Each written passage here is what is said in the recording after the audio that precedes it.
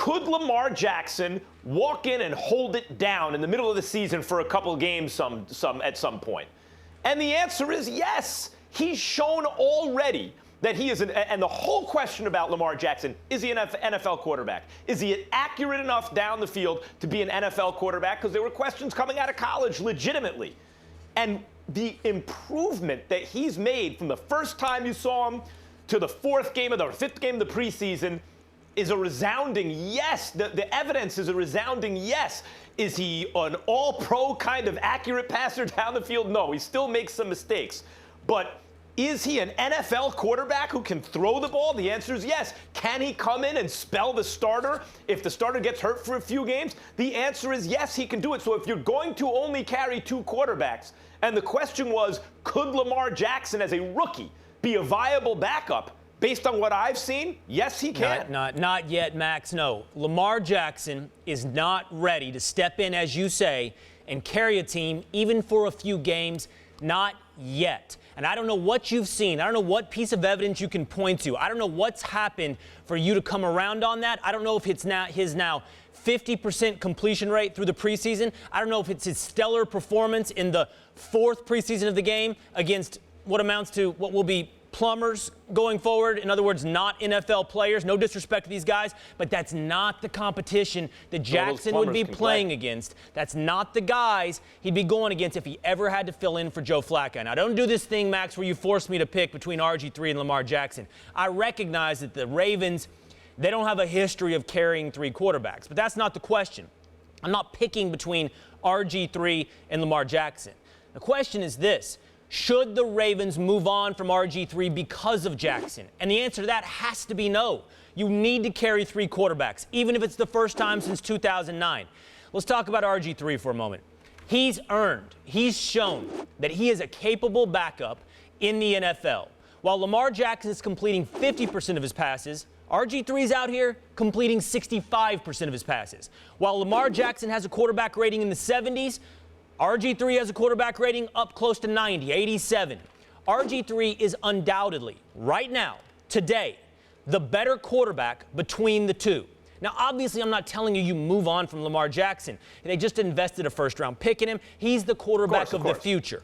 But the quarterback of now, the quarterback that could step in and fill in as a true role of a backup, not a developmental guy, not the guy you're bringing along, but the guy that can be a true backup today is RG3. He's earned that job. But here's the He's problem better with the than logic. Lamar Jackson. Here's the problem with the logic. Jackson's not ready. He is better than Lamar Jackson. He is a better quarterback than Lamar Jackson. And RG3 has been sneaky good. I guess he hasn't snuck up on anyone in the last couple of weeks, but from the beginning of the preseason has been sneaky good. And we're going to get into the Ravens' chances in their division in a moment. But one of the reasons I liked their chances was because of how good RG3 has been. Then and why are you cutting him? Why are you cutting him? Were I the Ravens, I would not cut him. But if they are only going to carry two, based on what I've seen, then you let him look for a job elsewhere. Or you trade him. You could probably get, a sixth-round pick or something? You could probably get something for him right now.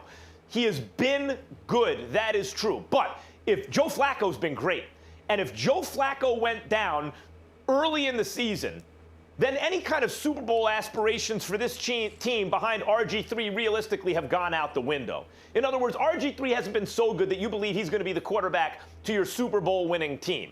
Now, I realize I said something similar about Nick Foles last year, and he proved me wrong, but I believe that's the exception that proves the rule, especially the way they redesigned the offense for him, all the RPOs and everything.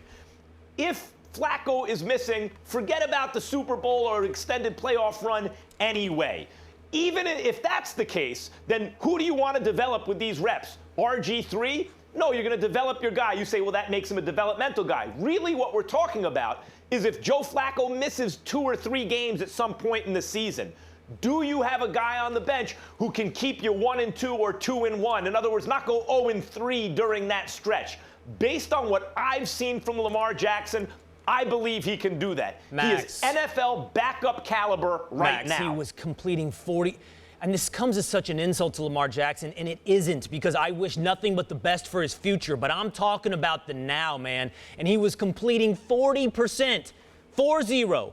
40% of his passes before last night. And last night, once again, against guys who will not be on NFL rosters, he got that up to 50%. Lamar Jackson isn't ready today. And if the Ravens can't see that, and if the Ravens let go of RG3, let me just tell you this. He will be on an NFL roster. And if I'm running the Dallas Cowboys, I call right now.